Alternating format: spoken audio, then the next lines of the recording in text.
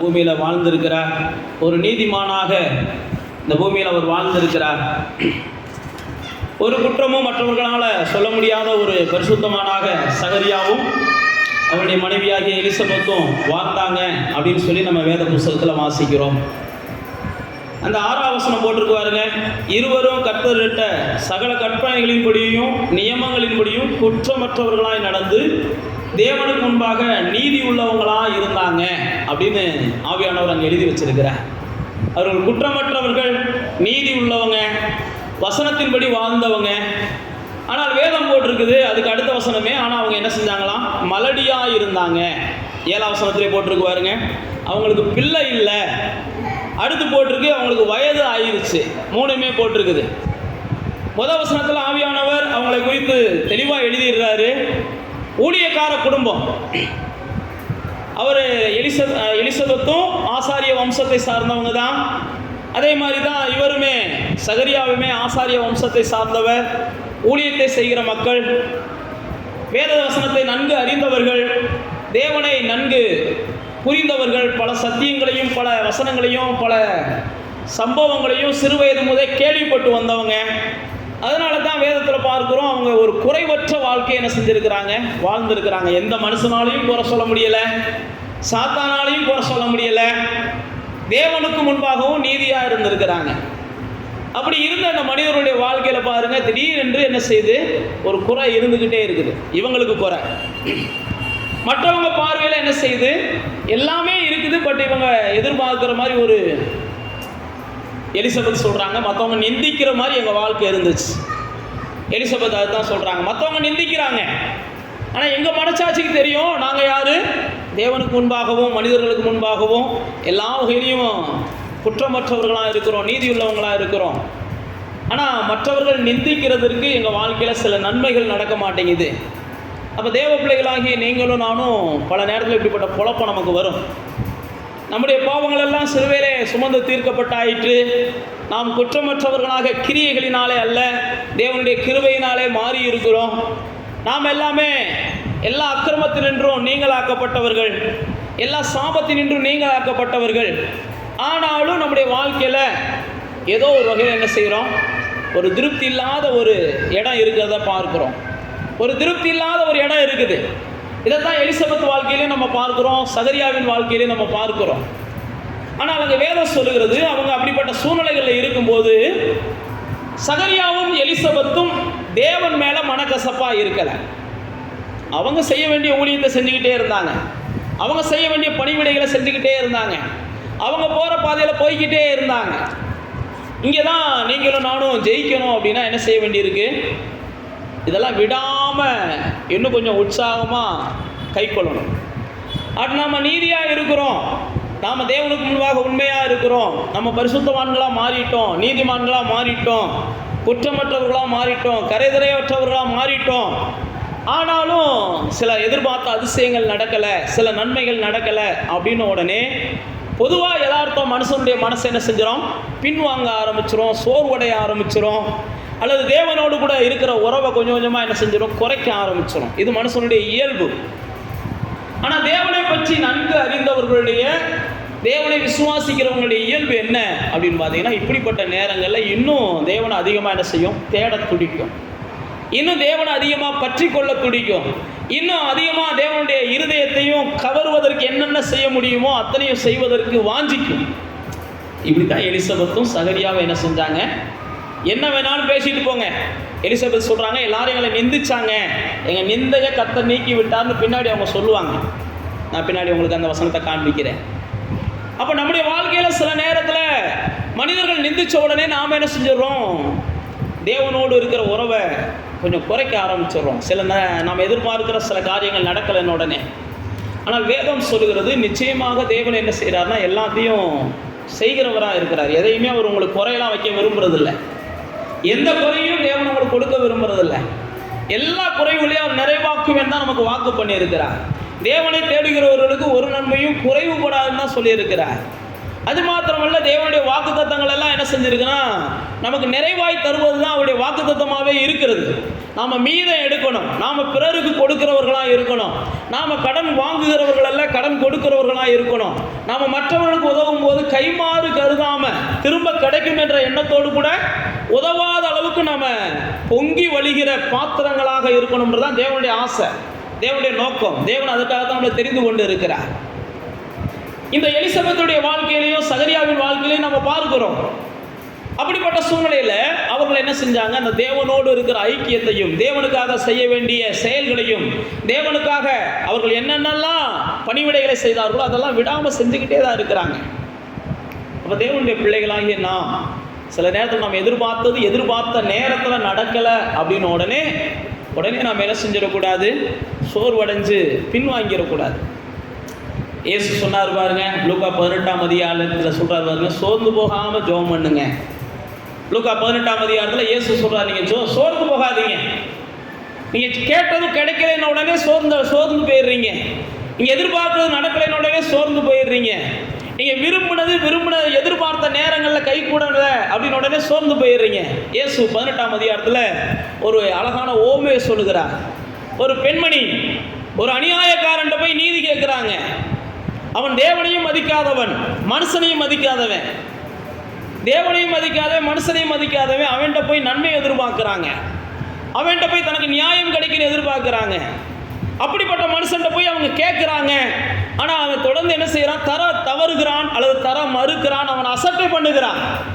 வேதத்தில் போட்டிருக்குது, இந்த அம்மாவும் விடுறது மாதிரி இல்லை, நீ என்ன வேணாலும் பண்ணிட்டு போ, எனக்கு கிடைக்க வேண்டியது நான் என்ன செய்யணும், ஓ மூலமாக தான் பெற முடியும், நீ நினச்சா தான் அது நடக்கும், உம்மால தான் அது ஆகும், நீ எப்படி வேணாலும் என்ன செஞ்சுட்டு போ, நினச்சிட்டு போ. பைபிள் அப்படி தான் போட்டிருக்கு. அவன் அந்த அம்மாவை பொருட்படுத்தவே இல்லை, இவனும் அந்த அம்மாவை பொருட்படுத்தவே இல்லை. ஆனாலும் அந்த அம்மாவுக்கு தெரியும், இவனால தான் நம்முடைய வாழ்க்கையில் இந்த பிரச்சனைக்கு தீர்வு கிடைக்கும், இந்த காரியங்கள் மாறணும்னா இவனை பிடிச்சிக்கிட்டா தான் அப்படின்னு ஒரே வைராக்கியமாக நிற்கிறாங்க. நீங்களும் நானும் சில நேரத்தில் இப்படி தான் என்ன செய்யணும், ஆண்டவரை என்னமோ நடக்கட்டும், நீங்கள் நினச்சா தான், நீங்கள் தொட்டா தான், நீங்கள் விரும்பினா தான், நீங்கள் கொடுத்தா தான், நீங்கள் ஆசீர்வதிச்சா தான் என்னமோ நடக்கட்டும், அதுக்காக நான் என்ன செய்ய முடியாது, அதெல்லாம் பின்வாங்க முடியாது, நான் சோர்வடைய மாட்டேன். சில நேரத்தில் நம்முடைய வாழ்க்கையில் அப்படிப்பட்ட நிர்பந்தங்கள் வரும். அப்படிப்பட்ட சூழ்நிலைக்கு நம்ம தள்ளப்படுவோம். இந்த சகரியாவின் எலிசபெத்தையும் பார்க்குறோம். வயசாயிருச்சு, பிள்ளை இல்லை, எந்த குறையும் சொல்ல முடியாத ஒரு வாழ்க்கை. ஆனாலும் அவங்களுக்குள்ள ஒரு நிச்சயம் இருக்குது. பைபிளில் பாருங்க, அந்த 18ஆம் அதிகாரம் லூக்காவில் அந்த பெண்மணி போய் தொந்தரவு கொடுத்துக்கிட்டே இருந்த உடனே அந்த மனுஷன் உடனே என்ன செய்கிறான், எப்பா இந்த அம்மா ஓயாமல் தொல்லை கொடுக்குது, இதுக்கு என்ன செய்யணுமோ அந்த நீதி என்ன செய்யுங்க, இந்த அம்மாவுடைய பிரச்சனை என்னவோ அதை தீர்த்து விடுங்க அப்படின்னு சொல்லி அவன் என்ன செய்கிறான், இறங்கி வருகிறதை பார்க்கிறோம். அதை வச்சு தான் இயேசு சொல்கிறாரு, அநியாயக்காரன் அவனே இப்படிப்பட்ட சூழ்நிலையில் இறங்கி வரும்போது தம்மை நோக்கி கூப்பிடுகிற, இரவும் பகலும் கூப்பிடுகிற ஜனங்களுக்கு கர்த்தர் என்ன செய்ய மாட்டாரா, நீதி செய்யாமல் இருப்பாரா? நிச்சயமாக உங்களுக்கு என்ன செய்வார், கர்த்தர் செய்ய வேண்டியதை செய்வார். நீங்கள் மட்டும் என்ன செய்யாதீங்க, சோர்ந்து போகாதீங்க. அதுதான் இயேசு சொல்லுகிறாருங்க. அப்போ தேவனுடைய பிள்ளைகளே, இந்த சகரியாவும் எலிசபெத்துடைய வாழ்க்கையை நம்ம பார்க்குறோம் பாருங்க. அவங்க வாழ்க்கையில் எல்லாமே ரைட்டு தான், ஆனாலும் அவங்க சோர்வடையாமல் இருந்தாங்க. அப்போ நீங்களும் நானும் நம்முடைய வாழ்க்கையில் சந்திக்கிற சூழ்நிலைகளில் சோர்வடையாமல் கடந்து செல்லும் போது நிச்சயமாகவே தேவன் ஒரு நாள் நம்மளை வந்து சந்திக்கிறார். இங்கே பாருங்க, அதுக்கு அடுத்த சகரியாவின் வாழ்க்கையை பார்க்கிறோம். அடுத்த வசனங்களில் பார்க்கிறோம், அவங்க ஆசாரிய முறைமையின்படி போய் என்ன செய்கிறாங்க, தேவாலயத்துக்குள்ளே பிரவேசிக்கிறாங்க. தேவாலயத்துக்குள்ளே பிரவேசிக்கும் போது தேவதூதன் வந்து அவருக்கு தரிசனத்தை கொடுக்கிறார். தரிசனத்தை கொடுத்த உடனே 12வது வசனம் 13வது வசனத்தில் பார்க்கிறோம், சகரியாவுக்கு ஒரு பயம் வந்தது. அப்போ தான் சகரியாவை பார்த்து தேவன் சொல்கிறார், உன் வேண்டுதல் என்ன செஞ்சிருக்கு, கேட்கப்பட்டு இருக்கிறது. இவன் வேண்டுதல் எப்போ கேட்கப்பட்டுச்சு அல்லது இவன் எப்போ வேண்டுதல் பண்ணா அப்படின்னு நமக்கு தெரியலை. வேத புத்தகத்தில் அது அவ்வளோ தெளிவாக எழுதப்படலை. ஆனால் ஒரு நிச்சயம் இருக்குது, அவன் கல்யாணம் முடிச்ச புதுசில் வேணா என்ன செஞ்சிருக்கலாம், முதல் வருஷம் வேண்டுதல் பண்ணியிருக்கலாம், 2வது வருஷம் கூட என்ன செஞ்சிருக்கலாம், வேண்டுதல் பண்ணியிருக்கலாம், 3வது வருஷம் கூட வேண்டுதல் பண்ணியிருக்கலாம். அதுக்கப்புறம் அவன் என்ன செஞ்சிருக்கலாம், அந்த வேண்டுதலை மறந்துருக்கலாம். ஏன்னா இங்கே பைபிளில் போட்டிருக்கு, வயதாகி போயாச்சு. இனி குழந்தை பிறப்புக்கான வாய்ப்புகள் இல்லை. ஏன்னா சகரியா அதுக்கு அடுத்து அப்படி தான் பேசுவார். நாங்களாம் வயதாகி போச்சுப்பா, இனி எங்களுக்கு என்ன, நீ தேவதூதனே சொன்னால் கூட நாங்கள் நம்புகிற அளவுக்கு எங்களுக்கு சூழ்நிலை இல்லை. தேவனே அனுப்பியிருந்தாலும் நம்புகிற அளவுக்கு எங்களுக்கு சூழ்நிலை இல்லை. நாங்கள் நம்பிக்கொண்டிருந்த காலங்கள் இருந்துச்சு, ஆனால் இன்றைக்கி எங்களால் நம்ப முடியாது. அன்றைக்கி நம்பணும். ஏன் நம்பணும்னா அன்றைக்கி சூழ்நிலைகள்லாம் எங்களுக்கு சாதகமாக இருந்துச்சு, அதனால் நாங்கள் நம்பணும். தேவனுடைய பிள்ளைகள் எப்போ சூழ்நிலைகள்லாம் சாதகமாக இருக்கும்போது நம்புறீங்களோ அப்போ தான் நீங்கள் தேவனுடைய வல்லமையை பார்க்க முடியாமல் போயிடுறீங்க. சூழ்நிலைகள்லாம் சாதகமாக இருக்கோ இல்லையோ அது எனக்கு முக்கியம் இல்லை. நீங்கள் சூழ்நிலைகளை பார்த்து தேவனை நம்பக்கூடாது. சூழ்நிலைகள்லாம் நமக்கு சாதகமாக இருந்துச்சுன்னா அதுக்கு பேர் நம்பிக்கை அல்ல, அதுக்கு பேர் தன்னம்பிக்கைன்னு வேணால் வச்சுக்கிடலாம். நம்பிக்கை என்பது பைபிளில் போட்டிருக்கு, இல்லாததை இருக்கிறத போல் என்ன செய்யணும், நம்பணும். அடையாததை அடைஞ்சதை போல எதிர்பார்க்கணும். கிடைக்காததை பெற்றுக்கொண்டதை போல என்ன செய்யணும், நாம் விரும்பணும், அல்லது அப்படிலாம் பேசணும். இங்கே பாருங்க, சகரியாவுடைய வாழ்க்கையில் ஆண்டவர் சொல்றார், விண்ணப்பம் கேட்கப்பட்டுச்சு. உடனே சகரியாவுடைய விண்ணப்பம். அப்போ தேவனுடைய பிள்ளைகளே, நீங்கள் தேவனுடைய சமூகத்தில் சொல்லுகிற விண்ணப்பம் என்பது அது விதைக்கு சமமானது. அது ஒரு நாள் நிச்சயம் என்ன செய்யும், முளைக்கும். நீங்கள் தேவனிடத்தில் ஏறெடுக்கிற எந்த ஒரு விண்ணப்பமும் அது என்ன செய்யாது, வீணா போகாது. தேவனுடைய சமூகத்தில் வந்து நீங்கள் சொல்லுகிற எல்லா விண்ணப்பத்தையும், எப்படி அந்த அநியாயமான மனிதன் தன்னுடைய சமூகத்தில் வந்து ஒரு அம்மா ஓயாமல் சொல்லிக்கிட்டே இருந்த உடனே அந்த அம்மாவுக்கு இரக்கம் செய்யவும் அந்த அம்மாவுடைய விண்ணப்பத்தை நிறைவேற்றவும் அவள் முன்னே வந்தானோ, அதே போல தான் உங்களுடைய விண்ணப்பம் ஒருபோதும் சாகாது. உங்களுடைய விண்ணப்பம் ஒருபோதும் மக்கி போகாது. உங்கள் விண்ணப்பம் ஒரு விதையை போல அது நிச்சயமாக ஒரு நாள் என்ன செய்யும், உயிரடையும். உங்களுடைய விண்ணப்பம் நிச்சயமாக உங்களுக்கு விளைச்சலை கொடுக்கும். உங்களுடைய விண்ணப்பம் நிச்சயமாக உங்களுடைய பண்டக சாலைகளிலே பதிலாக வரும். உங்களுடைய விண்ணப்பம் உங்களுடைய களஞ்சியம் பூரணமாய் நிரம்புகிற அளவுக்கு என்ன செய்யும், பைபிளில் போட்டிருக்காருங்க, அமிக்கி குலுக்கி சரிந்து விழத்தக்கதாக கூட என்ன செய்யப்படும், உங்கள் மடியிலே போடப்படும். அப்போ நீங்களும் நானும் ஒரு நிச்சயம் இருக்கணும், நான் ஏறெடுத்த எல்லா விண்ணப்பத்திற்கும் என் தேவன் என்ன செய்கிறார், பதில் தருகிறவராக இருக்கிறார். பைபிளில் போட்டுக்கு உங்கள் வாயிலிருந்து சொல் பிரவாததற்கு முன்னமே தேவன் என்ன செஞ்சிருக்கிறாரா, அறிந்திருக்கிறார். நீங்கள் 139வது சங்கீதத்தை வாட்சி பாருங்க. 139வது சங்கீதத்தில் தாவீது அழகா சொல்கிறான், என்னை நீ ஆராய்ந்து அறிந்திருக்கிறீ. நான் உட்கார்ந்தா கூட ஏன் உட்காரேன்னு அறிஞ்சிருக்கிறீங்க. நான் எலும்புனா கூட ஏன் எலும்புறேன்னு அறிஞ்சிருக்கிறீங்க. நான் நடந்தா கூட ஏன் நடந்துக்கிட்டு இருக்கிறேன் அப்படின்றத நீங்கள் அறிஞ்சிருக்கிறீங்க. நீங்கள் 139வது சங்கீதத்தில் தான் சொல்கிறான், என் வாயிலிருந்து சொல் பிரவாதத்துக்கு முன்னமே.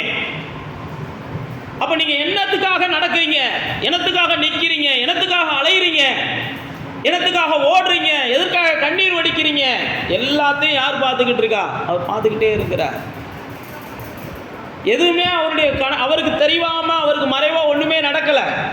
அதனால தான் சங்கீதக்காரன் சொல்லும்போது சொல்கிறான், நான் பாதாளத்துக்கு போனாலும் அங்கேயே நீங்கள் இருக்கிறீங்க. 139வது சங்கீதத்தில், நான் எங்கே போனாலும் உமக்கு மறைவாலாம் இருக்க முடியாது. ஏன் அதை சொல்கிறான் அப்படின்னா, தேவனுடைய பிள்ளைகளை தேவன் என்ன செய்கிறார்னா அவ்வளவு கரிசனையோடு பார்த்து கொண்டு இருக்கிறார். தேவனுடைய பிள்ளைகளை தேவன் அவ்வளவு கரிசனையோடு பார்த்துக்கிட்டு இருக்கிறார். அதனால தான் அந்த சங்கீதக்காரன் சொல்கிறான், இதெல்லாம் நான் நினைக்கும் போது எனக்கு வியப்பாக இருக்கிறது, எனக்கு ஆச்சரியமாக இருக்கிறது. என் மேலே இவ்வளவு நீங்கள் கரிசனையாக இருக்கிறீங்க, என் மேலே இவ்வளவு ஞாபகமாக இருக்கிறீங்க.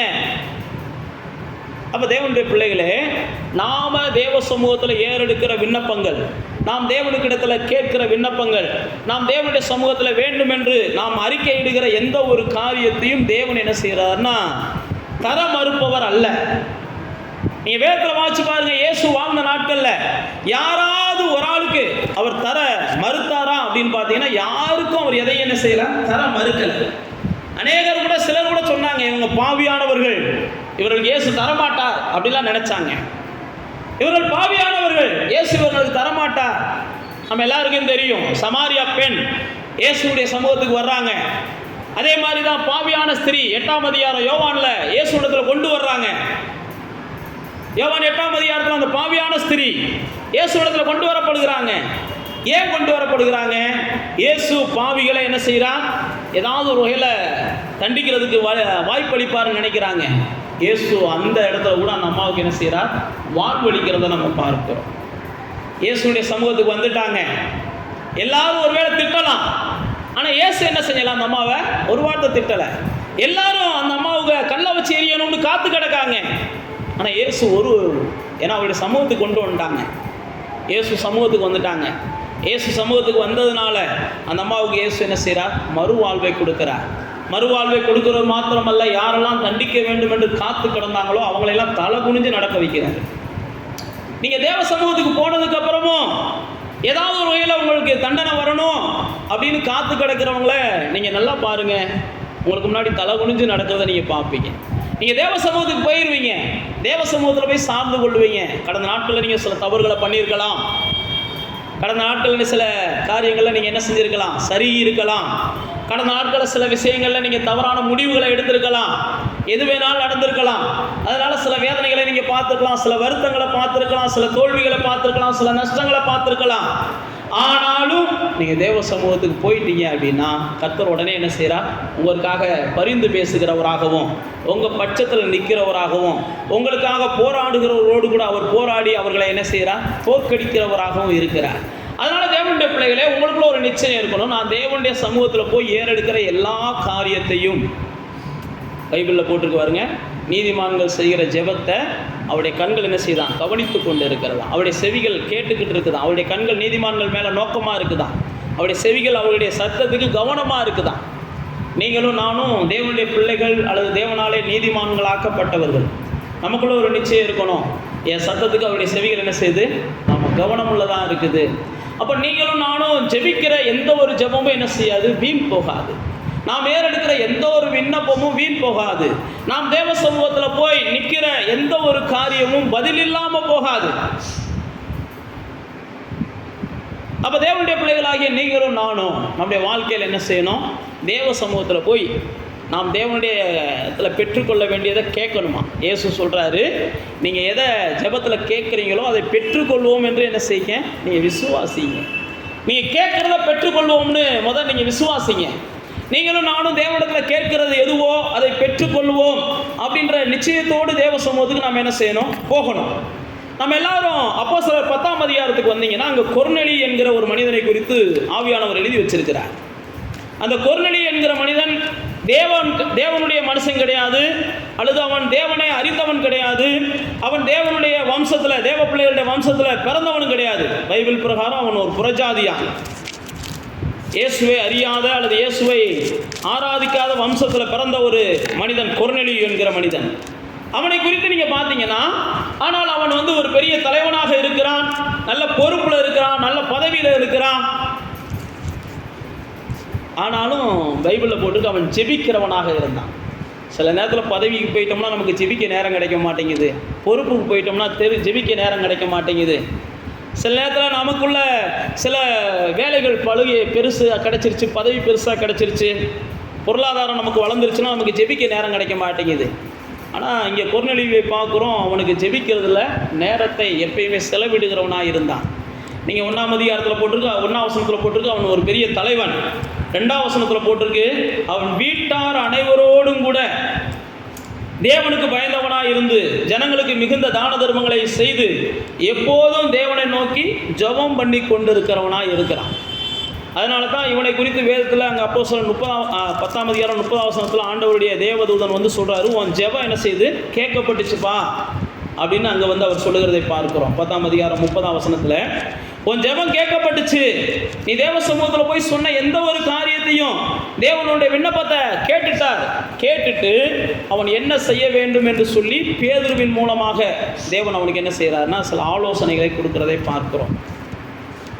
அப்போ பாருங்க தேவனுடைய பிள்ளைகளே, நீங்கள் தேவனை அறிந்தவங்களோ தேவனை அறியாதவங்களோ, தேவனை பற்றி நிறையா தெரியுமோ நிறையா தெரியாதோ, அல்லது தேவனுடைய அதாவது உங்களுக்கு ஏதாவது ஒரு வகையில் முழங்கால் போடுறீங்களோ, நிற்கிறீங்களோ, நடக்கிறீங்களோ, அதெல்லாம் இல்லை. ஆண்டவர் என்ன செய்கிறார், நீங்கள் ஜெபிக்கிறீங்களான்னு பார்க்குறார். நீங்கள் தேவனை அறிஞ்சிருக்கிற மக்கள், அப்போ ஜெபிக்கிறீங்களான்னு பார்க்குறார். உடனே உங்களுடைய ஜெபத்திற்கு அவர் என்ன செய்கிறார்னா பதில் கொடுக்கறதுக்கு ஏற்ற நேரத்துக்காக காத்திருக்கிறார். ஏற்ற நேரத்துக்காக பைபிளில் போட்டுக்கு ஏற்ற நேரத்துக்காக அவருடைய கையை எப்படா திறப்பாருன்னு என்ன செஞ்சுருக்கிறான், பறவைகள் காத்திருக்குதான், நீர் வாழ் ஜந்துக்கள் காத்து கிடக்குதான்.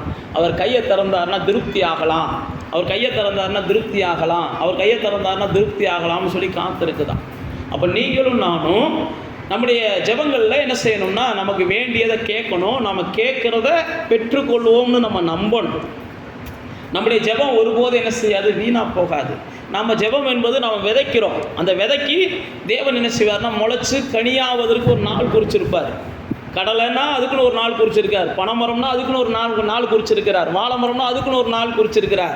உங்களுடைய ஜெபத்திற்குன்னு சொல்லி கர்த்தர் ஒரு நாள் வச்சிருப்பார். உங்களுடைய ஜெபத்திற்கு நிச்சயமாக பதில் இல்லாமல் போகாது. தேவனுடைய சமூகத்தில் போய் நீங்கள் சொல்லுகிற எல்லா வார்த்தையும் உயிருள்ள வார்த்தை.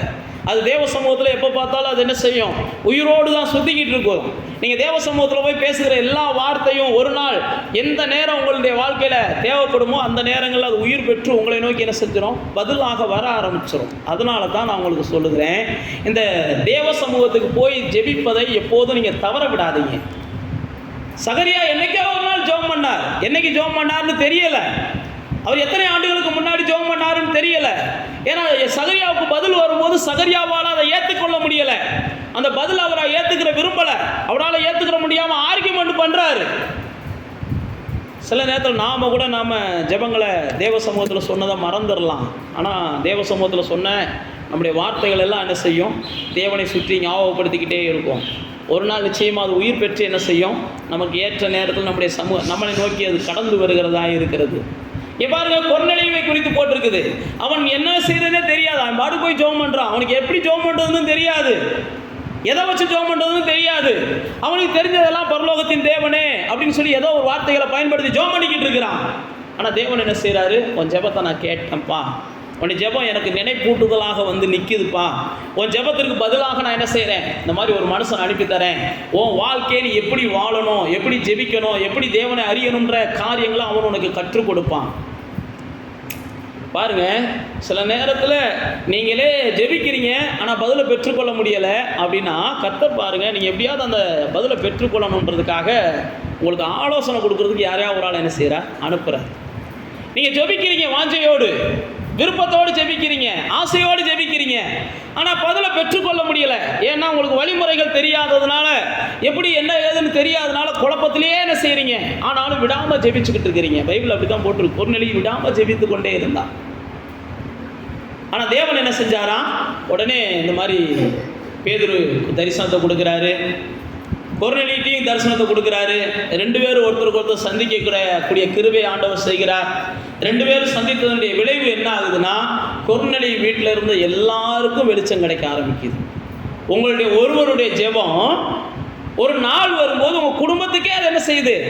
கொர்நேலி என்ன ஜெபம் பண்ணான்னு தெரியலை, ஆனால் வேதத்தில் போட்டிருக்கு அவர் ஜெபம் பண்ணது ஏதோ ஒரு வகையில் என்ன செஞ்சிருக்கு, கிடைச்சிருக்கு.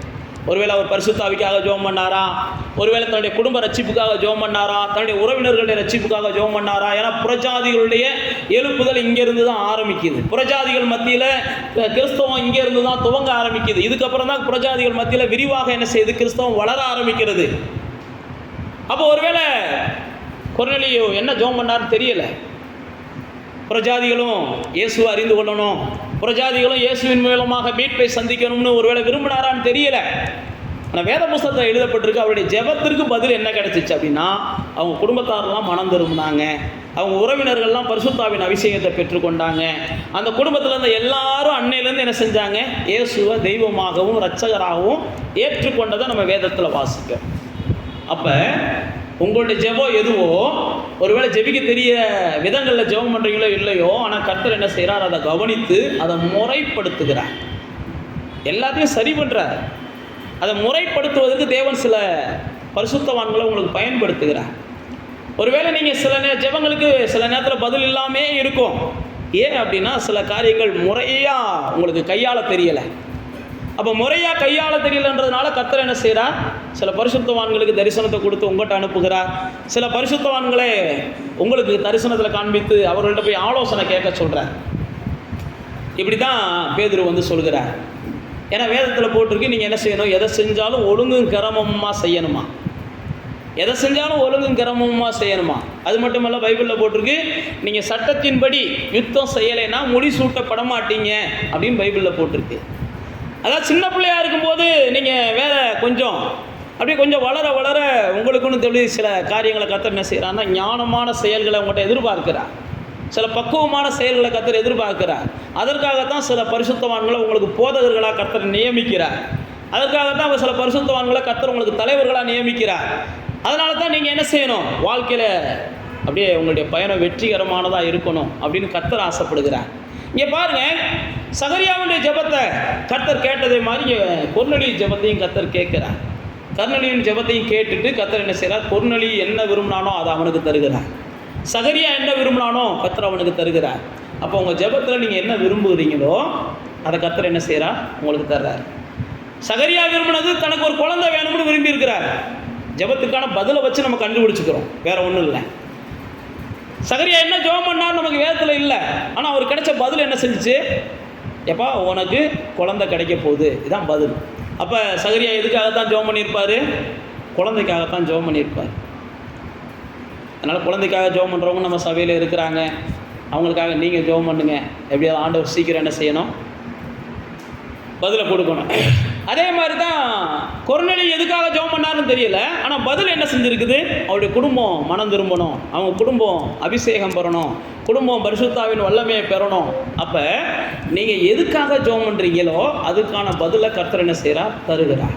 அதுதான் நான் உங்களுக்கு சொன்னேன், அது விதையை போல் நிச்சயமாக அது முளைக்கும், விளைக்கும். அது விளைச்சலாகி உங்களுடைய வீடுகளிலேயும் உங்களுடைய பண்டக சாலைகள்லேயும் உங்களுடைய களஞ்சியங்கள்லேயும் அது வந்து பூரணமாக நிரம்பும். ஆக மொத்தம் நீங்களும் நானும் என்ன செய்யணும்? என்னத்தை ஜெபத்தில் கேட்குறோமோ அதை பெற்றுக்கொள்வோம்னு முதல் நம்ம விசுவாசிக்கணும். நம்முடைய விண்ணப்பம் நமக்கு விளைச்சலாக வரணும்னா நாம் என்ன செய்யணும்? அதை பெற்றுக்கொள்வோன்ற விசுவாசம் நமக்கு வேணும். தேவனிடத்திலிருந்து நம்ம பெற்றுக்கொள்வோம். தேவன் எனக்கு தருவார், நான் கேட்டதை தேவன் செய்வார். பாருங்க, அந்த அநியாயக்காரமான மனுஷன்ட்ட போறாங்க அந்த அம்மா. அவள் எனக்கு எப்படியாவது ஒரு நாள் இறக்கம் காமிப்பான் அப்படின்னு அந்த அம்மா அநியாயக்காரமான மனுஷன்ட்ட போய் தொடர்ந்து தொந்தரவு கொடுத்துக்கிட்டே இருக்கிறாங்க. ஆனால் அவனை காட்டிலும் இயேசு சொல்றாரு பாருங்க, பொல்லாதவர்களாகிய நீங்களே உங்களுடைய பிள்ளைகளுக்கு நல்ல ஈவை கொடுக்குறீங்க. கேட்குற உங்கள் பிள்ளைகளுக்கு என்ன கேட்குறாங்களோ அதை என்ன செய்றீங்க? பெஸ்ட்டாக தர விரும்புகிறீங்க. உங்களிடத்தில் அப்பத்தை கேட்குற பிள்ளைகளுக்கு நீங்கள் என்னைக்காவது கல்லை கொடுப்பீங்களா? அப்படி இல்லை, அப்பத்தை கேட்குறவங்களுக்கு அப்பத்திலேயே சிறந்த அப்பத்தை தருவீங்க. மீனை கேட்குறவங்களுக்கு மீன்லேயே கம்மா மீனையும் ஏதோ குளத்து மீனையும் கொடுக்காம இருக்கிறதுலே பெஸ்ட்டு மீன் எது அப்படின்னு நீங்கள் கொடுப்பீங்க. அதே மாதிரி தான் கர்த்தர் சொல்கிறாரு, என்கிட்ட கேட்குறவங்களுக்கு நீங்கள் ஜெபத்தில் போய் எதை கேட்குறீங்களோ அப்போ தேவன் கொடுத்தாருன்னா அது என்ன செய்கிறாருன்னா பெஸ்ட்டானதாகவும் பெருசானதாகவும் கொடுக்குறார். அப்போ தேவனிடத்தில் நீங்களும் நானும் என்ன செய்யணும்? கேட்கும்போது ஒரு நிச்சயத்தோடு கேட்கணும். அதான் சொல்ல பாருங்க, ஒரு அக்கிரமக்காரன்ட்ட போகும்போது ஒரு தேவனுக்கும் மனுஷனுக்கும் கொஞ்சம் கூட பயப்படாதவன்ட்ட நம்ம போகிறாங்க ஒரு நிச்சயத்தோட. அவனை தொடர்ந்து நம்ம தொல்லை கொடுக்குறோம், நிச்சயமாக அவன் தனக்கு செய்வான்னு சொல்லி. அதான் இயேசு சொல்கிறார், பொல்லாதவர்களாகிய நீங்களே உங்கள் பிள்ளைகளுக்கு நல்ல ஈவுகளை என்ன செய்கிறீங்க? கேட்டாங்கன்னா கொடுக்குறீங்களேப்பா. உங்களுடைய பரமபிதா தன்னிடத்தில் வேண்டிக் கொள்ளுகிறவர்களுக்கு அதை காட்டிலும் நிச்சயமாக என்ன செய்கிறார்? பெருசை தர்றாரு அப்படின்றார். அப்போ நீங்களும் நானும் ஜெபத்தில் எதை கேட்குறோமோ அதை பெற்றுக்கொள்வோம். ஒருவேளை சகரியாவை போல ஜெபத்தில் நம்ம கேட்டுக்கொண்டதை பெற்றுக்கொள்வதற்கு ஒருவேளை நமக்கே மனசு இல்லைன்னா கூட ஆண்டவர் பாருங்க சகரியாவை ஊமையாக்கி அவருக்கு கொடுக்க வேண்டியதை கொடுக்குறார். ஏன்னா நீங்கள் தேவனிடத்தில் கேட்டீங்க, விசுவாசத்தோடு கேட்டீங்க, விருப்பத்தோடு கேட்டீங்க, அவர் தருவார் நம்பிக்கையோடு கேட்டீங்க. ஒருவேளை நீங்கள் என்ன செஞ்சுருக்கலாம்? நாளானதுனால சோர்ந்து போய் நீங்கள் கேட்டதை நீங்களே கூட பின்வாங்கியிருக்கலாம், அல்லது நீங்களே ரிஜெக்ட் பண்ணியிருக்கலாம். ஆனால் அது உங்களுக்கு தேவையானது என்பது உங்களுக்கும் தெரியும், தேவனுக்கும் தெரியும். அது தேவையானதுன்னு நீங்கள் நினச்சி தான் கேட்டீங்க. ஒருவேளை காலங்கள் சென்றதுனால எனக்கு அது தேவையில்லை அப்படின்னு நீங்கள் மாற்று வழிகளை யோசிக்கலாம். ஆபிரகாம் குழந்தையை கேட்குறாரு ஆண்டவர்கிட்ட. நீங்கள் 15ஆம் அதிகாரம் ஆதியாகமத்தின் புஸ்தகத்தில் வந்தீங்கன்னா, ஆண்டவரே எனக்கு என்ன தருவி? நான் தான் பிள்ளை இல்லாமல் இருக்கிறேனே, நீங்கள் இன்னும் தராமல் இருக்கீங்களேன்னு ஆண்டவர்கிட்ட கேட்குறாரு. ஆண்டவர் என்ன செய்கிறார்? வானத்து நட்சத்திரங்களை பாடுறா, உன் குழந்தைக்கு என்ன செய்ய போகிற? நட்சத்திரத்தை பார்க்கும்போதெல்லாம் அது என் குழந்தை, அது என் குழந்தை, அது இழந்த குழந்தை, ஒவ்வொரு குழந்தையா நீ நட்சத்திரத்தை பார்த்து சொல்ல போகிறடா அப்படின்றார். கருக்கிற மண்ணை பாடுறா, ஒவ்வொரு மண்ணையும் பார்க்கும்போது என் குழந்தை நீ மண்ணெல்லாம் பார்த்து பேச போகிறடா அப்படின்ற மாதிரி சொல்கிறார். உடனே அவன் என்ன செய்கிறான்? அது ரைட் ஆண்டவரே, இப்போ இருக்கிற அந்த வேலைக்காரனை என்ன செய்ய, என் பிள்ளைய நான் எடுத்துக்கலாம்னு நினைக்கிறேன், எலிசா அவனை கொஞ்சம் என்ன செய்ய ஆசீர்வதிங்கன்றியான். ஆண்டவர் என்ன செய்கிறாரு? எப்போ அது இல்லை, வாக்குத்தத்தம் பண்ணியிருக்கிறேன், நான் அவனுக்கு தருவேன்றார். அடுத்து பார்த்தீங்கன்னா பைபிள் போட்டிருக்கு 15ஆம் அதிகாரம். இது நான் சொல்கிறது 16ஆம் அதிகாரத்தில் ஆகார கூப்பிட்டு நம்ம சாரால் வந்து என்ன செய்கிறாங்க?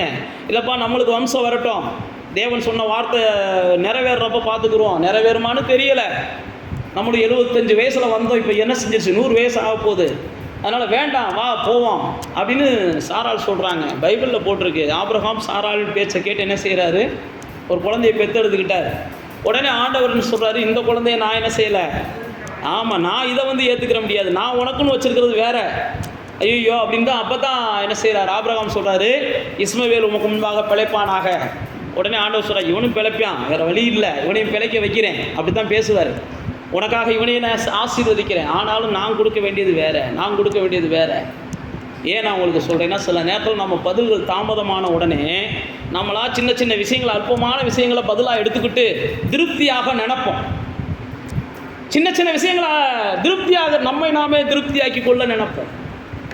ஆனால் தேவன் என்ன செய்கிறாருன்னா, அதெல்லாம் இது உனக்கு திருப்தி கிடையாது, இது உனக்கு திருப்தி கிடையாது, நான் தரப்போகிறது வேறு, நான் தரப்போகிறது வேறு, நீ என்கிட்ட கேட்டது வேறு, நீ என்கிட்ட ஆரம்பத்தில் எப்படி கேட்ட, என்ன இப்போ திடீர்னு என்ன செய்கிற சொதப்புற அப்படின்னு ஆண்டவர் கேட்பார். ஆரம்பத்தில் நம்ம கேட்டது அப்படி தான் கேட்டிருப்போம், நாளான உடனே நம்ம என்ன செஞ்சுருவோம், சொதப்ப ஆரம்பிச்சிருவோம். ஆண்டவரே அது இல்லைன்னா பரவாயில்ல ஆண்டவரே கொஞ்சம் இதை கொடுங்க, அது இது இல்லைன்னா பரவாயில்ல ஆண்டவரே இதை கொடுங்க, அப்படி எதுவுமே இல்லையா, இதுதான் இப்போ கர்த்தர் கொடுத்து நம்மளா ஒன்றை தூக்கி பாக்கெட்டில் வச்சுக்கிடுவோம். ஆனால் கர்த்தருடைய மனசு என்ன செய்யாது, அதை ஏற்றுக்கிறார். நீங்கள் கேட்டதை காட்டிலும் அவர் பெஸ்ட்டாக கொடுக்கணும்னு நினைப்பார். நீங்கள் எடுத்தது பார்த்தீங்கன்னா நீங்கள் கேட்டதை காட்டிலும் ரொம்ப ஒஸ்ட்டானதை எடுத்துகிட்டு திருப்தி ஆகிருப்பீங்க. இப்படி தான் ஆபிரகாம் நினைச்சார், இப்படி தான் சகரியா நினைக்கிறாரு. ஆண்டவர்கிட்ட நம்ம கேட்டு கேட்டு பார்த்துட்டோம், ஆண்டவர் என்ன செஞ்சுட்டாரு, மறந்துட்டாரோ என்னமோ தெரியல, நான் மறந்துட்டேன், சகரியா மறந்துடுறாரு. எப்போ எங்களுக்கு வயசாயிருச்சு, உடனே வேதத்தில் போட்டுருக்கு சகரியாவை, இனிமேல் நீ இதுக்கு மேலே பேசாத, பேசி பேசி என்ன செஞ்சிடாத, உனக்கு வர வேண்டிய நன்மையெல்லாம் கெடுத்துறாத. சில நேரத்தில் நம்முடைய பேச்சுக்கள் தான் பல நேரத்தில் நம்முடைய நன்மையை கெடுக்குது.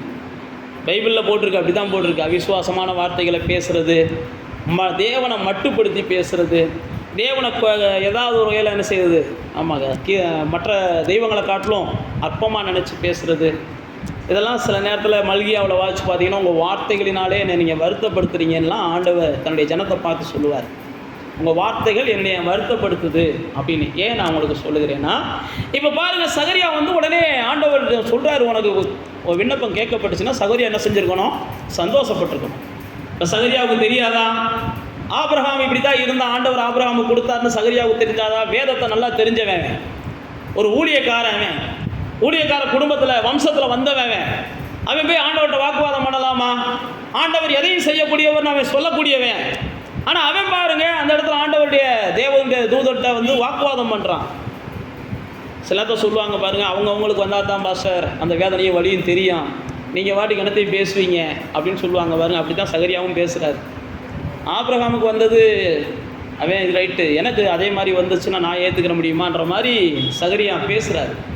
ஆனால் கர்த்தர் என்ன செஞ்சார், சகரியாவுக்கும் எலிசபெத்துக்கும் கொடுக்க வேண்டிய நேரத்தில் அந்த குழந்தையை கொடுத்தார். அந்த குழந்தையை குறித்து நீங்கள் பைபிளில் வாசித்து பார்த்தீங்கன்னா, அது ஸ்திரீகளிடத்திலேயே பிறந்த குழந்தைகள்லேயே பெருசு அப்படின்னு ஆண்டவர் இயேசு சொல்கிறார்.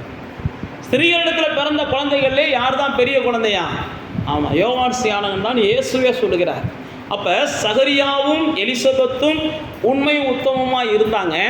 அவங்க நினச்சாங்க நம்முடைய வாழ்க்கையும் நம்முடைய வம்சமும் இதோடு முடிஞ்சிச்சு, நமக்கு பேர் கிடைக்க வாய்ப்பு இல்லை, நம்முடைய பேரை பிரஸ்தாபப்படுத்துவதற்கு நமக்கு வம்சம் இல்லை, ஆனால் நம்ம நீதியுள்ளவர்கள், நாம் உண்மையுள்ளவர்கள், நம்ம பரிசுத்தவான்கள். ஆனால் கர்த்தர் பாருங்க, அந்த வம்சத்திலேயே ஸ்திரீகளிடத்திலே பிறந்தவன் இவன் தான் சொல்லி இன்னைக்கு வரைக்கும் அவனை பற்றி பேசுகிற அளவுக்கு கர்த்தர் என்ன செஞ்சார், ஒரு பெரிய பரிசாக சகரியாவுக்கும் எலிசபெத்துக்கும் கொடுத்தார். அதனால் சில நேரம் தாமதம் ஆகுது அப்படின்னா பெருசானது கிடைக்க போகுது அப்படின்ற ஒரு நிச்சயம் உங்களுக்குள்ளே வரணும். கொஞ்சம் தாமதமான உடனே நம்ம என்ன செஞ்சிடுறோம், ஏதோ ஒன்று அப்படின்னு நம்மளாக ஒன்று முடிவு எடுக்கிறோம். அப்படிலாம் முடிவு எடுக்கக்கூடாது. தாமதமாகுதா, கர்த்தர் என்ன செய்ய போகிறார், பெருசானதை தரப்போகிறார், நிலையானதை தரப்போகிறார், நித்தியமானதை தரப்போகிறார். நம்ம எல்லோரும் உலகத்தில் அறிஞ்சிருக்கோம் பாருங்கள், சீக்கிரமாக புல் பூக்கும், சீக்கிரமாக புல் வாடி போயிடும். பனைமரம் பூக்கிறதுக்கும் பனைமரம் காய்க்கிறதுக்கும் நாள் ஆகும், ஆனால் அது பல சந்ததிகளை பார்க்க வைக்கும். அதே மாதிரி சில காரியங்கள் தாமதமான உடனே நம்முடைய ஜெபத்தை நம்ம என்ன செஞ்சிடக்கூடாது, மட்டுப்படுத்திடக்கூடாது. நம்முடைய ஜெபத்தை நம்ம உடனே சுருக்கிடக்கூடாது. நம்முடைய ஜெபத்தை உடனே நம்ம என்ன செஞ்சிடக்கூடாது, இழிவானதாக மாற்றிடக்கூடாது. இங்கே பார்க்குறோம் பாருங்க, அந்த ஜெபத்திற்கான பதிலை சகரியா ஏற்றுக்கொள்ள தவிர்க்கிறார்.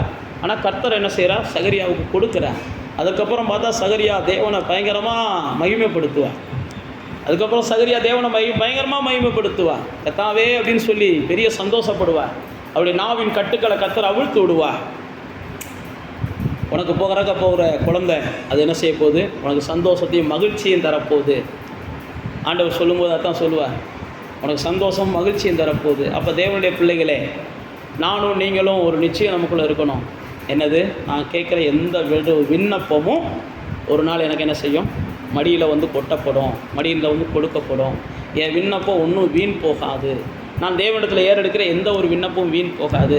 எப்போ நான் தேவனிடத்தில் ஏறெடுக்கிற விண்ணப்பம் வீண் போயிடுச்சு, தேவன் இனிமேல் செய்ய மாட்டார் அப்படின்னு நான் கொண்டு வரணும், அது என்ன செய்யுதுன்னா அந்த விண்ணப்பத்திற்கான பதில் அது தடுக்குது. என் தேவன் நிச்சயமாக தருவார், என் தேவன் நிச்சயமாக தருவார். நம்ம எல்லோரும் அறிந்திருக்கோம் பாருங்கள், கானானிய ஸ்திரீ இயேசு சமூகத்துக்கு வர்றாங்க. மத்தேயு 15ஆம் அதிகாரத்தில் இயேசு நடந்து போகும்போது சீசர்களோடு நடந்து போகிறாங்க. இயேசுகிட்ட கூப்பிட்றாங்க, என்னுடைய மகளுக்கு அற்புதம் நடக்கணும், இயேசுவே மகளுக்கு அற்புதம் நடக்கணும், என் மகளுக்கு அற்புதம் நடக்கணும்ண்டு. உடனே இயேசு என்ன செய்கிறார், கவனிக்காமல் போய்கிட்டே இருக்காருன்னா பைபிளில் போட்டிருக்கு. இயேசு அந்த சத்தத்துக்கு செவி கொடுக்காமல் போய்கிட்டு இருந்தாங்கன்னா பைபிளில் போட்டிருக்குது. உடனே இயேசு செவி கொடுக்கலனோட சீசர்கள்லாம் என்ன செய்கிறாங்க, நம்ம கத்திக்கிட்டே இருக்கு, அதுக்கு ஏதாவது பதில் சொல்லி அனுப்புங்க. பாருங்க, ஒரு குருடன் கத்துன போது எல்லாரும் அதட்டினாங்க. எல்லாரும் அதட்டின உடனே அந்த குருடன் என்ன செஞ்சானா, இவங்க எவ்வளவுக்கு எவ்வளோ சத்தமாக அதட்டினாங்களோ அவன் அவ்வளவுக்கு எவ்வளோ சத்தமாக கூப்பிட்டான். பைபிள் அப்படி தான் போட்டிருக்கு. லூக்கா 18ஆம் அதிகாரத்தில் வந்தீங்கன்னா அந்த குருடனை குறித்து போட்டிருக்குது. எவ்வளோக்கு எவ்வளோ அவன் சத்தமாக கூப்பிட்டான். ஏன் சத்தமாக கூப்பிட்டான் அப்படின்னா, இயேசுவால் இது நடக்கும், இயேசுவால் இது ஆகும். இந்த நேரத்தில் நான் இயேசுவை விட்டுட்டேன் அப்படின்னா என் வாழ்க்கையில் இனிமேல் நான் வெளிச்சத்தையே பார்க்க முடியாது. இவங்க என்ன கத்துவாங்க, இவங்க கத்தி நம்ம இவங்க சத்தத்தை கேட்கக்கூடாது. இந்த நேரத்தில் நான் இயேசுவை விட்டுட்டேன்னு வையேன், இனிமேல் என் வாழ்க்கையில் நான் வெளிச்சத்தையே பார்க்க முடியாது. இன்னைக்கு எனக்கு ஒரு எதிர்காலமே இருக்காது. இந்த நேரத்தில் நான் இயேசுவை கூப்பிட்டா தான் அப்படின்னு சொல்லி அந்த குருடன் கத்தி கூப்பிடுறான். உடனே இயேசு நிற்கிறார். இயேசுவே இவங்க சத்தம் போடுறத பார்த்துட்டு அமைதியாக ஆகிட்டேன்னு வைங்களேன், இயேசு அமைதியாக இருந்திருப்பார். இவங்கெல்லாம் சத்தம் போடுறாங்கன்றதுக்காக அமைதியாக இருந்தான்னு வைங்களேன், இயேசு அமைதியாக இருப்பார். சில நேரத்தில் சிலர் சத்தம் போடுறாங்கன்றதுக்காக நீங்கள் அமைதி ஆகிடாதீங்க. உங்களுடைய விண்ணப்பத்தை என்ன செய்யுங்க. சில நேரத்தில் உங்களுடைய விண்ணப்பத்தை சிலர் புரிஞ்சுக்கிறாம, உங்களுடைய ஜெபத்தை புரிஞ்சுக்கிறாம, எப்போ நீ இந்த எத்தனை வருஷம் ஜெபம் பண்ணி பார்க்குற, நீ இந்த எத்தனை நாள் ஜெபம் பண்ணி பார்க்குற, நீ இந்த இவ்வளோ ஜெபம் பண்ணி பார்க்குற, விடு, ஏன் அதையே ஓயாமல் கேட்டுக்கிட்டு இருக்க, கர்த்தருக்கு நான் காது வலிக்க போதுன்னு கூட சொல்லுவாங்க. நீங்களும் நான் என்ன செய்யக்கூடாது, அவங்க சொல்லும்போது தான் நினைக்கணும் ஒரு முடிவு வரப்போகிறது, நான் இன்னும் என்ன செய்யணும், உற்சாகமாக கூப்பிடணும், இன்னும் சத்தமாக தேவனை கூப்பிடணும், இன்னும் அன்போடு தேவனை கூப்பிடணும், இன்னும் தேவ சமூகத்துக்கு நான் என்ன செய்யணும், நிச்சயத்தோடு கடந்து போகணும். அப்படிதான் போகிறாங்க. அந்த மனுஷன் திரும்ப கூப்பிட்ட உடனே இயேசு என்ன செஞ்சார், நின்று அவனை கூப்பிட்டுவாங்கடான்றாரு. நல்லா கவனிச்சு பாருங்க. லூக்கா 18ஆம் அதிகாரத்தில் இவன் சத்தமாக கூப்பிட்றான். எல்லாரும் சத்தம் போட்ட உடனே இன்னும் சத்தமாக கூப்பிட்ட உடனே இயேசு என்ன செய்கிறார், அவனை கூப்பிட்டுவாங்கடான்னு கூப்பிட்றாரு. என்னப்பா செய்யணும், எனக்கு பார்வை அடையணும், அவ்வளோதான், வேற ஒன்றும் நான் கேட்கல. அப்போ நீங்கள் கூப்பிட்ட உடனே இயேசு என்ன செய்கிறார், உனக்கு என்ன செய்யணும், ஏன் ஜெபம் பண்ணிக்கிட்டே இருக்க, உனக்கு என்ன வேணும், நீ என்ன எதிர்பார்க்கிற, ஏதோ ஜெபத்தில் விடாமல் கேட்டுக்கிட்டே இருக்கியே. அந்த அக்கிரமக்காரன் கேட்குறான், என்னம்மா உனக்கு செய்யணும், ஓயாமல் தொந்தரவு பண்ணிக்கிட்டு இருக்கியே, உனக்கு என்னம்மா செய்யணும். அப்போ உங்களுடைய ஜெபங்கள் தேவன் என்ன செய்கிறாருன்னா கவனிச்சுக்கிட்டே இருக்கிறார். நம்முடைய ஜெபம் ஒருபோதும் வீணாக போகாது. நம்முடைய ஜெபம் ஒருபோதும் நமக்கு தெரியணும், அது மக்கி போகிற விதை கிடையாது. அது என்ன செய்யும், 30, 60, 100மாக பலன் கொடுக்குற விதை. நம்ம ஜெபம் மக்கி போகிற விதை கிடையாது. நம்முடைய ஜெபத்தை எல்லாம் வந்து காக்கா தூக்க முடியாது. நம்முடைய ஜெபத்தெல்லாம் வந்து கட்பாறைகள் முடக்க முடியாது. நம்முடைய ஜெபத்தை எல்லாம் வந்து எதுவும் பலனற்ற பயனற்றதாக மாற்ற முடியாது. நமக்குள்ள அந்த நிச்சயம் இருக்கணும். என்னுடைய ஜெபம் 30, 60, 100மாக அது என்ன செய்யும், பலன் கொடுக்கும். இங்கே பாருங்க, அவன் கேட்ட உடனே ஆண்டவர் என்ன செய்கிறார், கேட்குறார், உனக்கு என்னப்பா செய்யணும், எனக்கு பார்வை வேணும், ரைட், பார்வை வாங்கிக்கோ. இங்கே கானானிய பெண் கத்துறாங்க, சீசர்கள் சொல்கிறாங்க. உடனே இயேசு என்ன செய்கிறார், அந்த கானானிய பெண்ணிட்ட, ஏமா நான் வந்து வேறு வேலையாக போய்கிட்டு இருக்கேன், உன்னைய கவனிக்க என்னால் முடியாதுமான்ற கான்செப்டில் பேசுகிறாரு. நான் உன்னைய பார்க்குற நோக்கத்தில் வரல, நான் வேறு ஜனங்களுக்காக நான் போய்கிட்டு இருக்கேன், வேற ஒரு நோக்கத்தில். உடனே அந்த அம்மா என்ன செய்கிறாங்க, நீ எந்த நோக்கத்துலையும் போ, நீ என்ன வேணாலும் செய், இப்போ என் பிள்ளைக்கு விடுதலை வேணும். நீ சும்மா சிந்திர துண்டுகள் மாதிரி, ஒரு எஜமான் சாப்பிடும்போது, ஒரு மனுஷன் சாப்பிடும்போது 2 பருக்க கீழே விழுகாதான், அந்த மாதிரி பருக்க விழுந்ததா கூட நினச்சிக்கோ, ஆனால் எனக்கு அதிசயம் வேணும், என் பிள்ளைக்கு அதிசயம் வேணும்.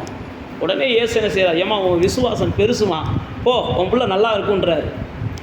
சில நேரத்தில் நீங்களும் நானும் நம்ம பிள்ளைக்காக ஏறெடுக்கிற விண்ணப்பத்தில் நம்பிக்கை இழந்துருவோம். ஆனால் விடாமல் அந்த அம்மா விட்டாங்க.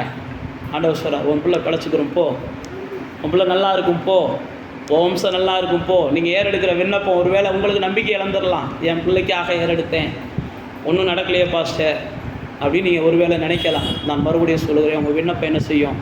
விடாமல் இருங்க. இந்த கானானிய பெண் பாருங்கள், விடாமல் இருந்தாங்க. அந்த குருடன் பாருங்கள், விடாமல் இருந்தான். நீங்கள் விடாமல் இருங்க. உங்களுடைய விண்ணப்பம் நிச்சயமாக வீண் போகாது. உங்களுடைய விண்ணப்பத்தை கர்த்தர் என்ன செய்கிறார்? கவனித்து கொண்டு தான் இருக்கிறார். உங்களுடைய ஜெபத்துக்கு நிச்சயமாக அவர் பதில் தருகிறார். நீங்கள் ஜெபிக்கிறது என்ன ஜெபம்ன்றது கர்த்தருக்கும் உங்களுக்கு தான் தெரியும். பைபிள் அப்படி தான் போட்டிருக்கு. அந்த ரங்கத்தில் நீங்கள் ஜெபிக்கிறத வெளியரங்கத்தில் தேவன் என்ன செய்கிறார்? பதில் தருகிறார். எல்லா ஜெபத்தையும் நீங்கள் எல்லாத்தையும் சொல்ல முடியாது. எல்லா ஜெபத்தையும் அவருக்கு தான் நீங்கள் தெரியப்படுத்த முடியும். உங்களுடைய ஜெபங்களை எல்லாம் அவர் கவனித்து கொண்டு இருக்கிறார். கடைசியாக நான் சொல்லி முடிக்கிறேன். நம்ம எல்லாரும் அறிந்திருக்கிறோம் யவீரை குறித்து. மார்க் 5ஆம் அதிகாரத்தில் அவர் வருகிறார். அவர் ஒரு பெரிய தலைவர், ஜெபத் தலைவர். ஆண்டவருடைய சமூகத்துக்கு வருகிறார். தன்னுடைய மகளுக்காக, தன்னுடைய குழந்தைக்காக வருகிறார். வந்த உடனே அங்கே நடக்கிற சம்பவம் தெரியும். இயேசுட்ட பேசிக்கொண்டு இருக்கிறார். பேசிக்கொண்டு இருக்கும்போது இன்னொரு பெரும்பாடுள்ள ஒரு பெண்மணி வந்து இயேசுவை தொட்டு அற்புதத்தை பெறுகிறாங்க. அப்படி இயேசுவும் அந்த பெரும்பாடுள்ள ஸ்திரியும் பேசிக்கொண்டு இருக்கிற நேரங்களில் யவீர் வீட்டிலேருந்து ஆள் வந்துடுது. என்ன வந்து சொல்கிறாங்க? அந்த குழந்தை செத்து போச்சு, இயேசுவை இனிமேல் வருத்தப்படுத்தாதீங்கன்னு சொல்கிறாங்க. சில நேரத்தில் நம்முடைய ஜெபத்துக்கு இப்படியெல்லாம் கூட என்ன செய்யும்? தடைகள் வரும், அல்லது அதைரியத்தை உண்டாக்குவாங்க. எப்போ இன்னும் எனத்துக்கு ஜெபம் பண்ணுற, அதெல்லாம் முடிஞ்சு போச்சு அப்படின்னு கூட சொல்லுவாங்க. இனி எனத்துக்கு இயேசுவை கூப்பிட்ற, அதெல்லாம் வேஸ்ட்டு, இனி வேறு ஏதாவது பாரு அப்படின்னு கூட சொல்லுவாங்க. எல்லாம் முடிஞ்சு போச்சு, இனி போய்கிட்டு எனத்துக்கு இயேசு அப்படி தான் சொல்கிறாங்க எவர்கிட்ட. அப்போ ஆண்டவர் உடனே இயேசு எவருவை பார்க்குறாரு, விசுவாசம் உள்ளவனாயிரு, பயப்படாத, அவன் சொல்கிறத கவனிக்காத, நான் சொல்கிறத கவனி. இயேசு அப்படி தான் சொல்கிறாரு. சில நேரத்தில் இவங்க சொல்கிறது டாக்டர் சொல்லிட்டாங்க பாஸ்டர், இது இப்படி சொல்லிட்டாங்க பாஸ்டர், இல்லை பாஸ்டர் இவங்க இப்படி சொல்லிட்டாங்க பாஸ்டர். ஐயோ அவங்க எப்படின்னு சொல்லிட்டு போகிறாங்க, எனக்கு வேதத்தில் ஆண்டவர் சொல்லியிருக்கிறது என்ன, அதை தான் நான் நம்புவேன். இவங்களும் அப்படி தான் வரணும். இவங்க சொல்கிறதெல்லாம் அவங்க மனுஷன்தான், அவங்களுக்கு என்ன தோணுச்சோ பாவம், அவங்க நமக்கு வேணும்லாம் சொல்லலை, தெரிஞ்சதை சொல்கிறாங்க, அவங்களுக்கு தெரிஞ்சதை சொல்கிறாங்க. ஏங்க இதுக்கு எங்கிட்ட வாய்ப்பு இல்லைங்க, நாங்கள் எங்கள் இதில் பார்த்துட்டோங்க, எங்களுடைய அனுபவத்தில் பார்த்துட்டேங்க, அது எதை வேணாலும் சொல்லட்டும். ஏசு என்ன சொல்கிறாரு? கொஞ்சம் பொறுமையார் ஒன்றும் இல்லை, போவோம், வீட்டுக்கு போவோம், நம்ம 2 பேரும் சேர்ந்தே போவோம் அப்படின்றார். நான் மறுபடியும் அதுதான் சொல்கிறேன். இயேசுவும் யவீரும் வீட்டுக்கு போகிறாங்க.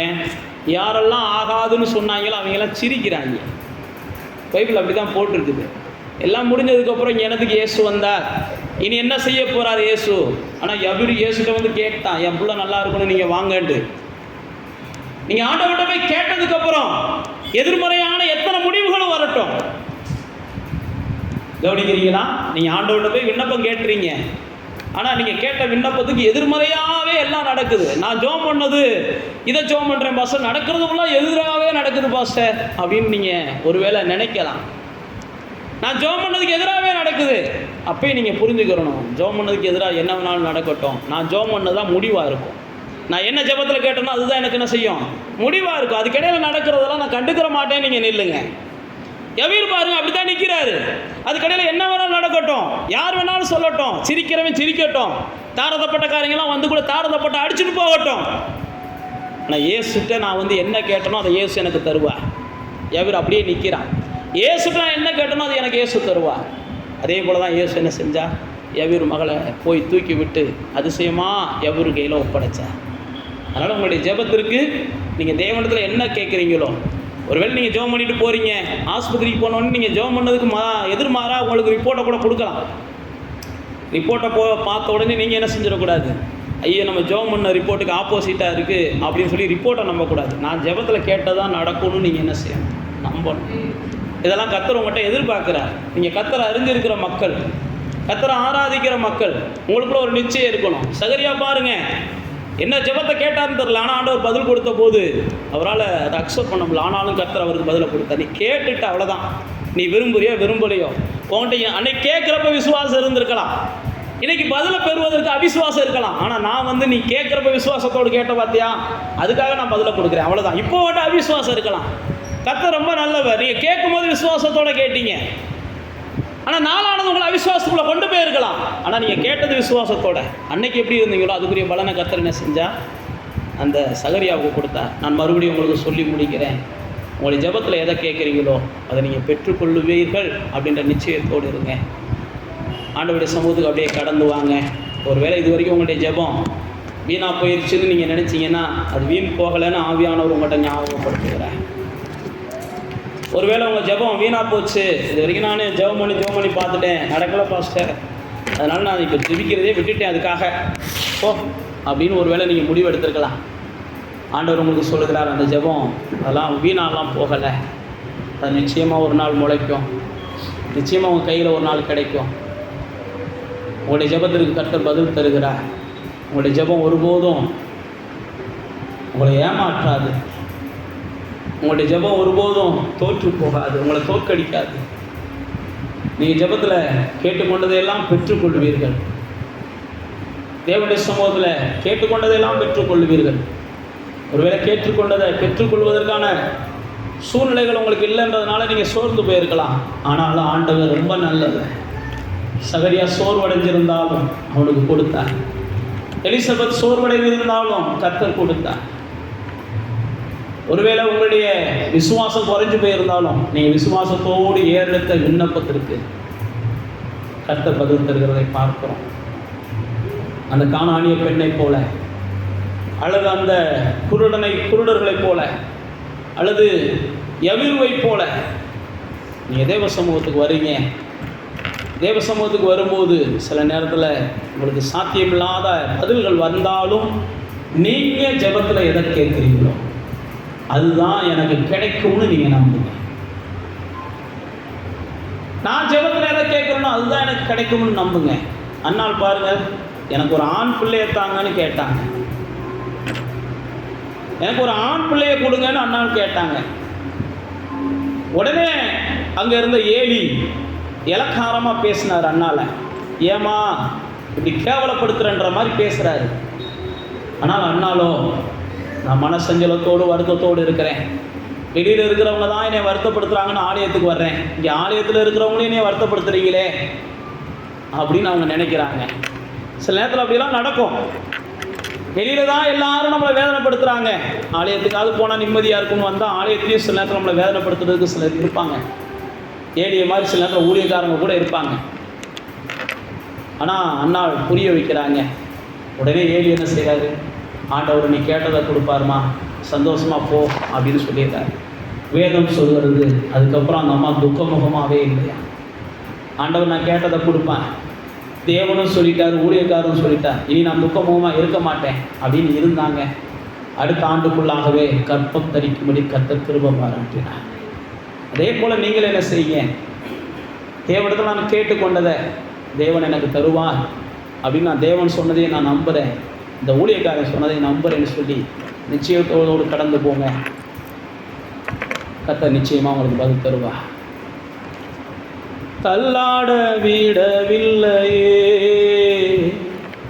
தாங்கியே நடத்தி நீரே, தள்ளாட விடவில்லையே, தாங்கியே நடத்தி நீரே. புகழ்கின்றோம் பாட்டு பாடி புயல் இன்று ஓய்ந்தது, புது ராகம் பிறந்தது. புகழ்கின்றோம் பாட்டு பாடி புயல் இன்று ஓய்ந்தது, புது ராகம் பிறந்தது. நன்றி அப்பா நல்லவரே, இன்றும் என்றோ வல்லவரே. நன்றி அப்பா நல்லவரே, இன்றும் என்றோ வல்லவரே, இன்றும் என்றோ வல்லவரே, இன்றும் என்றோ வல்லவரே. ஜெபம் கேட்டீரையா, ஜெயம் தந்தீரையா, ஜெபம் கேட்டீரையா, ஜெயம் தந்தீரையா. பிதாவே, இந்த நாளில் எங்களுடைய ஜெபத்தையெல்லாம் நீங்கள் கேட்டிருக்கிறீங்க. இந்த ஜெபத்துக்கெல்லாம் நீங்கள் பதில் தருவீங்க அப்படின்ற நம்பிக்கையோடு உங்களுடைய பிள்ளைகளாகிய நாங்கள் கடந்து சொல்லுகிறோம்ப்பா. ஒருவேளை நாங்கள் கேட்ட ஜெபத்துக்கெல்லாம் பல எதிர்மறையான சூழ்நிலைகளை பார்த்துட்டு ஒருவேளை நாங்கள் சோர்வடைஞ்சிருந்தோம்னா இப்பொழுதே எங்களுடைய சோர்வை எடுத்து போட்டுருங்க. ஒருவேளை நம்பிக்கை இழந்திருந்தோம்னா இப்பொழுதே எங்களுடைய அந்த நம்பிக்கை இழப்பை மாற்றி போட்டுருங்க. நாங்கள் இந்த நேரம் முதற்கொண்டு ஒரு நிச்சயத்தோடு நாங்கள் தேவனுக்குள்ளேருந்து பெறுவோம் என்ற நிச்சயத்தோடு தான், நாங்கள் கேட்டது எங்களுக்கு கிடைக்கும் என்ற நிச்சயத்தோடு, நாங்கள் கேட்டதை பெற்றுக்கொள்வோம் என்ற சந்தோஷத்தோடு இந்த இடத்த விட்டு நகன்று போகிறோம்ப்பா. கர்த்தருடைய ஆவியானவர் எங்களோடு தொடர்ந்து இடைப்பட்டு எங்களை பலப்படுத்துங்க. நாங்கள் ஜெபத்தில் கேட்குறதையெல்லாம் பெற்றுக்கொள்வோன்ற நிச்சயத்தோடு நாங்கள் மகிழ்ச்சியாக இருக்க எங்களுக்கு உதவி செய்யுங்க. எல்லாவற்றையும் பெற்றுக்கொள்ள எங்களுக்கு கிருபை பாராட்டுங்க. எல்லாவற்றையும் நாங்கள் விசுவாச கண்களால் பார்ப்பதற்கு எங்களுக்கு உதவி செய்யுங்க. அவிசுவாசமான வார்த்தைகளையும் அவிசுவாசமான மனிதர்களால் வருகிற வார்த்தைகளையும் நாங்கள் பொருட்படுத்தாமல் தேவனுடைய வார்த்தைகளையும் வாக்குத்தத்தங்களையும் ஊழியர்களுடைய வார்த்தைகளையும் நாங்கள் பிடித்து கொண்டு எங்களுடைய வாழ்க்கையை நாங்கள் வெற்றிகரமானதாய் மாற்ற இப்படி நல்ல ஆவியானவர் எங்களுக்கு உதவி செய்வாராங்க. இந்த நாளில் வந்திருக்கிற உங்களுடைய பிள்ளைகளை தொடர்ந்து பலப்படுத்துங்க. பிள்ளைகளுடைய குடும்பங்கள்லையும் பிள்ளைகளுடைய வம்சங்கள்லையும் சமாதானத்தையும் கர்த்தாவே ஆரோக்கியத்தையும் கர்த்தத்தாங்க. தொடர்ந்து உங்களுடைய பிள்ளைகள் கிறிஸ்துவுக்குள்ள பலப்படட்டும், குடும்பமாய் கிறிஸ்துவை சேவிக்கட்டும். எல்லா தடைகளையும் கர்த்தர் மாற்றி கொடுங்க. இன்னும் எங்களுடைய ஆலயம் பெருகுவதற்கு, ஜனங்கள் பெருகுவதற்கு கர்த்தர் எங்கள் மேலே கிருபையாக இருங்க, நடத்துங்க. இயேசுவின் நாமத்தில் ஜெபிக்கிறோம் பிதாவே. என் ஆத்துமாவே கர்த்தரை ஸ்தோத்திரி.